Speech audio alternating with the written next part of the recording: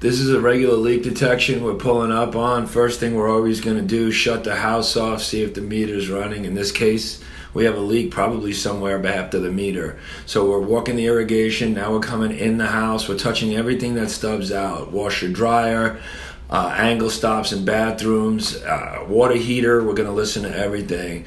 We have a previous repair done over here, so we're gonna pay attention to it. And when we do, we actually hear a leak going on down here.